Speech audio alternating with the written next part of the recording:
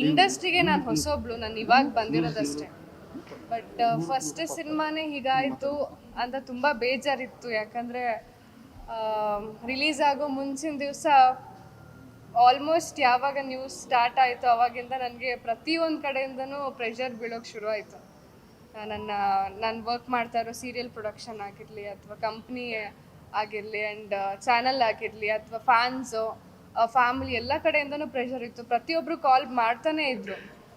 But ನನಗೆಲ್ಲೋ ಒಂದು ಕಡೆ ನಂಬಿಕೆ ಇದ್ದಿದ್ದೇನು ಅಂದರೆ ಅಲ್ಲಿ ಮನು ಮಾತ್ರ ಆ್ಯಕ್ಟ್ ಮಾಡಿರೋದಲ್ಲ, ನಾನು ಕೂಡ ಒಬ್ಳು ನಟಿ ಆ್ಯಂಡ್ ಇಷ್ಟು ಜನ ಕಲಾವಿದರಿದ್ದಾರೆ.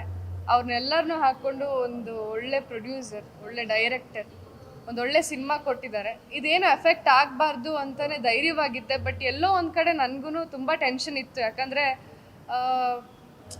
ಒಂದು ಲೈಕ್ ಹೀರೋಯಿನ್ ಆಗಿ ಫಸ್ಟ್ ಇಂಟ್ರೊಡ್ಯೂಸ್ ಆಗಿದ್ದೇ ಹೀಗಾಯಿತು ಅಂತ ತುಂಬ ಕಡೆಯಿಂದ ಏನೇನೋ ಮಾತಾಡಿಬಿಟ್ರು. ಹೋಗಿ ಇಂಥ ಸಿನಿಮಾ ಮಾಡಿದ್ದೆ ಅದು ಇದು ಅಂತ. ಬಟ್ ನಮ್ಮೆಲ್ಲರ ಎಫರ್ಟ್ಸ್ ನಮಗೆ ಗೊತ್ತಿತ್ತು ಆ್ಯಂಡ್ ನನಗೆ ಗೊತ್ತಿತ್ತು. ಯಾಕಂದರೆ ಪ್ರತಿಯೊಬ್ಬರೂ ತುಂಬ ಎಫರ್ಟ್ ಹಾಕಿ ಸಿನಿಮಾ ಮಾಡಿದ್ದಾರೆ ಅಂತ. ಹಾಗಾಗಿ ನಾನೇ ಧೈರ್ಯ ತಗೊಂಡೆ.